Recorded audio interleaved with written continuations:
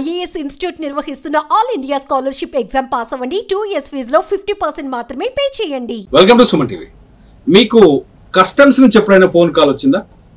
మీ దగ్గర మీకోసం ఒక పార్సిల్ వచ్చింది, ఆ పార్సిల్ని కస్టమ్స్ వాళ్ళు ఆపేశారు, పట్టుకున్నారని ఎవరైనా ఫోన్లో సమాచారం ఇచ్చారా? నేరుగా మీ ఫోన్ కాల్ని కస్టమ్స్ ఆఫీసర్కి కలిపి మాట్లాడించారా? మాట్లాడిన తర్వాత డబ్బులు చెల్లించమని అడిగారు. ఇది నయా సైబర్ క్రైమ్. ఇప్పుడు సైబర్ నేరగాళ్లు తమ పందాన్ని మార్చుకున్నారు. కస్టమ్స్ ఆఫీసర్స్ పేరుతో మీకు బోడి గుండు గీసేందుకు సిద్ధమవుతున్నారు. ఇంతకీ ఈ కస్టమ్స్ చీటింగ్ ఎలా జరుగుతుంది? ఇలాంటి కాల్స్ వచ్చినప్పుడు మనం ఏం చేయాలి? ఈ అంశాలపైన మనతో మాట్లాడడానికి స్టూడియోలో ఉన్నారు సైబర్ వారియర్ మాధవరెడ్డి గారు. నమస్కారం మాధవరెడ్డి గారు. నమస్కారం మాధవరెడ్డి గారు, మొన్ననే నాకు ఒక ఫోన్ కాల్ వచ్చింది. నేను చాలా బిజీగా ఉన్నా. పొద్దున్నే ఫోన్ కాల్ రాగానే ఒక అమ్మాయి మాట్లాడింది. ఫస్ట్ అమ్మాయి కూడా కాదు, IVS ఒకటి నొక్కాను నేను. నొక్కగానే మీతో కస్టమ్స్ ఆఫీసర్ మాట్లాడతారని చెప్పేసి పోగానే ఫోన్ కాల్ అక్కడికి వెళ్ళిపోయింది. ఎవరో ఒక అతను చెప్పండి ఎవరు మీరు అన్నాడు. అంటే నేను ఎవరో తెలియనట్టుగానే అన్నాడు. మీరెవరండి, మీరే కాల్ చేశారు నాకు అని అడిగాను. అంటే ఇది కస్టమ్స్ ఆఫీసు శంషాబాద్ ఎయిర్పోర్ట్ అన్నాడు. చెప్పండి నాకెందుకు ఫోన్ చేశారంటే నో మీరు నాకు ఫోన్ చేశారు కదా అని చెప్పారు. అసలు కాసేపటి తర్వాత అర్థమైంది ఏంటంటే ఇది ఒక పక్క సైబర్ ఫ్రాడ్ అని. నేనంటే ఎడ్యుకేట్ అయినాను.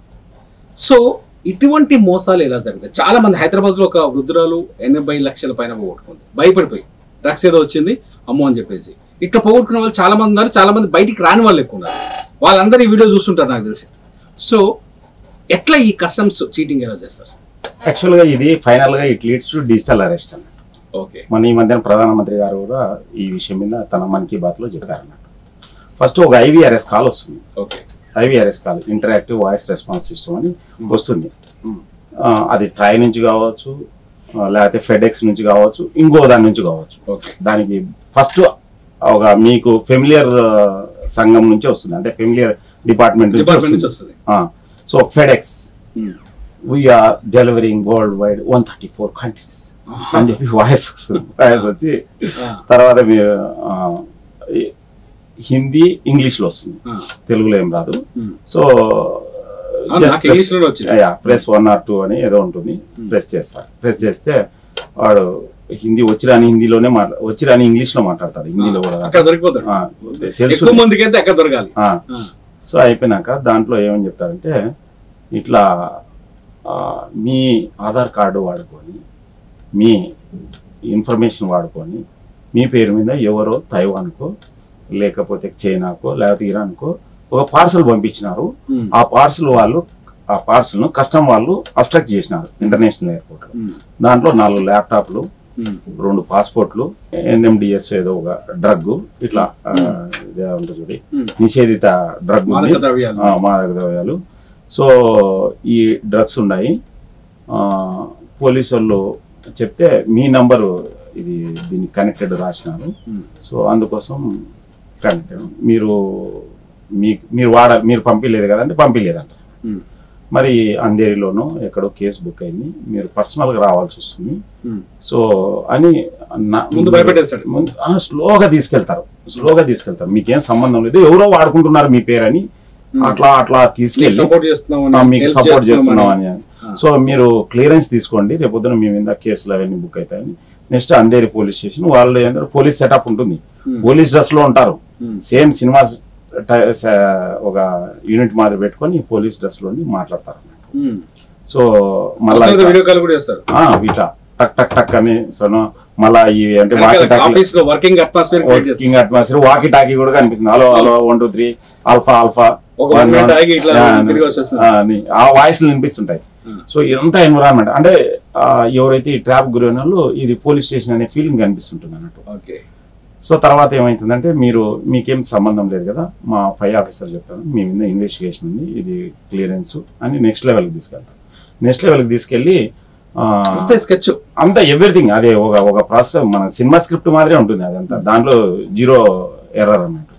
ఇక్కడ సినిమాలో చెప్తారు చూడండి, మన పోకిరి సినిమాలో బ్రహ్మానందం ఇండ్లందరినీ వాడుకుంటారు చూడండి, సేమ్ లాంటి స్టోరీనే. అంతే, వాళ్ళకి తెలియదు కదా బ్రహ్మానందం కాదు స్టోరీ అని చెప్పి.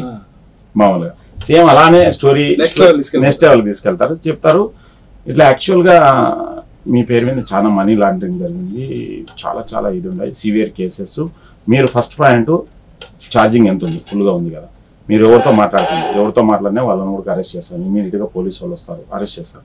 ఇలా ప్రాబ్లం ఏంటంటే ఎవరైతే ఈ కాల్స్ రిసీవ్ చేసుకున్నారు కదా వాళ్ళు జీవితకాలంలో ఎప్పుడు పోలీస్ స్టేషన్ మోగం చూసిండారు. అసలు పోలీసులు ఇట్లా ఆన్లైన్లో ఇంటరాగేట్ చేస్తారు, లేకపోతే మన వ్యవస్థలో ఇట్లా డైరెక్ట్ అరెస్ట్ చేస్తారు, డిజిటల్, ఇవన్నీ ఏం తెలిసిన పేపర్ చూస్తుంటే తెలుస్తుంది. ఇది 2 సంవత్సరాల నుంచి జరుగుతుంది బేసికల్గా. ఫస్ట్ కేసు చెన్నైలో వచ్చింది.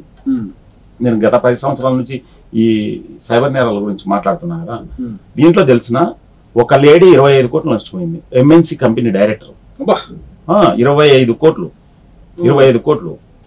సో హైదరాబాద్లో పిహెచ్డి చేస్తున్న స్కాలరు 30 lakhs నష్టపోయినాడు. హుబ్లీలో ఒక డాక్టర్ 30 lakhs నష్టపోయినాడు. ఆర్బీఐలో పనిచేసే ఆఫీసర్ 25 లక్షలు నష్టపోయినాడు. రియలీ అట్లా సేమ్ నోయిడాలో ఒక డాక్టర్ 45 లక్షలు. ఇట్లా విపరీతంగా ఇన్ఫోసిస్ ఒక అమ్మాయి 20 లక్షలు నష్టపోయింది. ఆ అమ్మాయి అకౌంట్ లో ఆ రోజు 60,000 ఉన్నాయి. ఫ్రీ అప్రూవ్ లోన్ తీసుకున్నారు.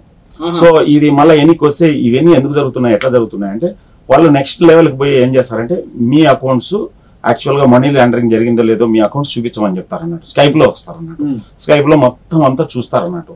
ఇలా ఆల్రెడీ డిపాజిట్స్ ఉన్నాయనుకోండి, ఫస్ట్ మేము చెక్ చేయాలంటే ఈ అమౌంట్ ఆర్బీఐకి పంపించండి, మళ్ళీ మీకు 10 to 15 minutes తర్వాత మేము సెండ్ బ్యాక్ చేస్తాం. సో ఏదో సమ్ ఆడ్ ఫిగర్ చెప్తారు, 98,950 ఎంతో, ఎందుకంటే లక్ష లోపలనే ఉండాలి. సో ఇది కోడ్, లాకింగ్ కోడ్ ఏదో అని చెప్తారు అన్నట్టు. దెన్ నెక్స్ట్ అది పంపించిన తర్వాత మళ్ళా కోర్టు పర్మిషన్ కావాలా, ప్లస్ సుప్రీంకోర్టు అడ్వకేట్ని ఎంగేజ్ చేయాలా, అతనికి ఇంత డబ్బులు అవుతాయి, ఇట్లయితే అని అట్లా ఇలా దగ్గర ఎంత బిల్ అయితే ఎంత కొట్టేస్తున్నారు. ఒక గృహిణి వాళ్ళ హస్బెండ్ ఒక ఎంఎన్సీలో పనిచేస్తారు. మా ఫ్రెండ్ భార్య, ఆమె లిటరల్ గా ₹1,00,00,000 నష్టపోయింది. ఫోన్ చేసింది నాకు. యాక్చువల్ విషయం ఏంటంటే వాళ్ళకి ఏదో ఆస్తి అమ్మినారంటే అది అమౌంట్ ఉన్నది పే చేసేసింది. వీళ్ళు ఎంత టెరిఫై చేస్తారంటే ఎవరితోనూ మాట్లాడారు. బెంగళూరులో ఒక సీనియర్ జర్నలిస్ట్ 1.2 crores నష్టపోయింది.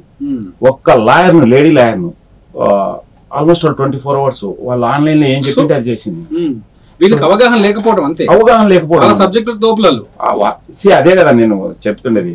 ఒక డాక్టర్ ఆయన సబ్జెక్టుల తోపు, మొబైల్ చెడిపోతే మొబైల్ షాప్ పోవాల్సిందే, ఎలక్ట్రిసిటీ ప్రాబ్లం ఉంటే ఎలక్ట్రీషియన్ పిలుచుకోవాల్సిందే. అట్లా ఇక్కడ అంత నాలెడ్జ్ అవసరం లేదు. సింపుల్ గా ఏంటంటే ఫర్ ఎగ్జాంపుల్ మీకు చిన్న దీని క్లూ చెప్తాడు. మీకు రియల్ టైంలో మీరు బజార్లో వెళ్తుంటారు, ఇక్కడ జూబ్లీ చెక్ పోస్ట్ లోనే ఎక్కడ వెళ్తుంటారు, ఎవడన్నా వచ్చి ధమ్కీ చేసింటాడు. మీరు ఏం చేస్తారు ఇమీడియట్ గా? మీ దగ్గర అంత శక్తి లేదు, కానీ నియరెస్ట్ పోలీస్ స్టేషన్ పోయి కంప్లైంట్ చేస్తారా? అదే సెన్స్ ఇక్కడ అప్లై చేయాలా? 100కి ఫోన్ చేయి. ప్రాబ్లం ఏముంది? నిజంగానే ప్రాబ్లం ఉంది అనుకో, ఒకవేళ వాడు చెప్పినట్లు నిజంగానే డ్రగ్స్ ఇవన్నీ అని అనుకో, దాన్ని సాల్వ్ చేసుకో. ఇక్కడ లోకల్ పోలీస్ స్టేషన్ ఫోన్ చేయి, 100, లోకల్ స్టేషన్ కి రిపోర్ట్ చేయి, లెట్ ఇట్ బి. యాక్చువల్ గా మీరు మర్డర్ చేసినా పోలీసు వాళ్ళు మీ ఇంటికి చెప్పారు. సాధారణంగా ఇటువంటి మీకు ఫెడెక్స్ పార్సిల్ వచ్చిందనో లేకపోతే మీరు కస్టమ్స్ వాళ్ళు ఫస్ట్ చేయాల్సిన పని ఏంటి? ఫోన్ డిస్కనెక్ట్ చేయాలంటే ఏం లేదు, ఫోన్ డిస్కనెక్ట్ చేయాలా, మాట్లాడద్దు. ఫస్ట్ పాయింట్ మీకు IVRS కాల్స్ అవన్నీ వస్తాను. ఫస్ట్ మేము ఇట్లా అన్నారంటే అసలు మీరు భయపడకండి. జో డర్గయా ఓ మరగయా, భయపడకండి. ఏదైనా ఉంటే ప్రాబ్లం లేదు, let you please comment and we can see. ఇప్పుడు లెటస్ సపోజ్ ఒకడు మధ్యప్రదేశ్లో క్రైమ్ చేసింటాడు, పోలీసు వాళ్ళు అక్కడికి పోతారు. మీకు తెలిసిన అక్కడ లోకల్ పోలీస్ స్టేషన్ కి సరెండర్ చేసి అక్కడ నుంచి కోర్టు పర్మిషన్ తీసుకొని రావాలా.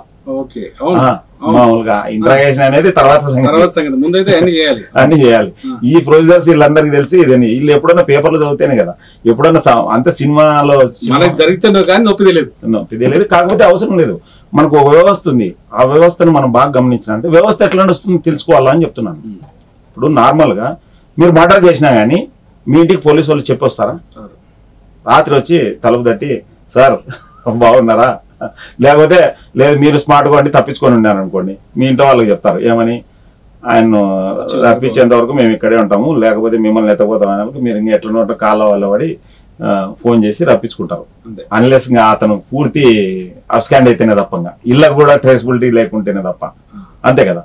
సో అలాంటి వ్యవస్థలో ఉన్న మనము ఎవరో fake drug calls, fake drug అని ట్రాయల్, మీ మొబైల్ సిమ్ డిస్కనెక్ట్ అవుతుందని, లేకపోతే మనీ లాండరింగ్ లో మీ అకౌంట్ లో ఇంత డబ్బులు ట్రాన్సాక్షన్ జరుగుతున్నాయని భయపడిస్తే, మీరు భయపడుతున్నారంటే మిమ్మల్ని ఎవరు కాపాడలేరు.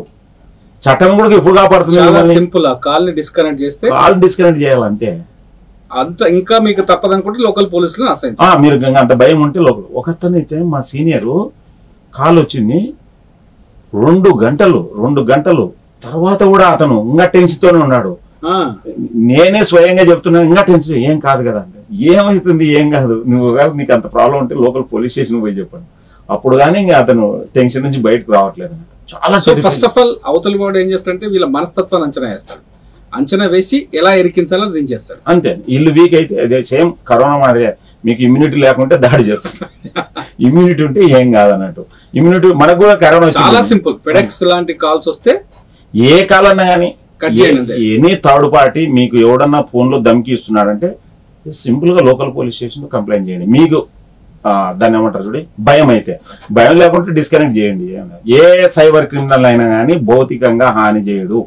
చాలా సింపుల్, వెరీ సింపుల్ పాయింట్. ఏ సైబర్ క్రిమినల్ అయినా భౌతికంగా హాని చేయడు. ఆన్లైన్ లో వాడు ఆడుకుంటాడు, మీరు ఆడుకునేట్లు మీరు ప్లే చేసినారంటే వాడు ముంచుతాడు. ఇది మొత్తానికి మీకు కస్టమ్స్ కాల్స్ కానీ లేకపోతే ఫెడెక్స్ పేరుతో ఏదైనా IVRS కాల్స్ కానీ వస్తే వాటిని చాలా సింపుల్గా అవాయిడ్ చేయండి. ఒకసారి ఆ కాల్ లిఫ్ట్ చేసి దాని వెనకాల ఏం జరుగుతుందో వినడం మొదలు పెట్టారంటే ఖచ్చితంగా మీరు వాళ్ళ ఉచ్చులో ఇరుక్కుంటారు. మీ బ్యాంకులో ఉన్న డబ్బుల్ని మీరే దోచి వాడికి పెడతారు. ఇది మాధవ్ రెడ్డి గారి సలహా. చూస్తూనే ఉండండి Suman TV. Thank you sir. నమస్కారం.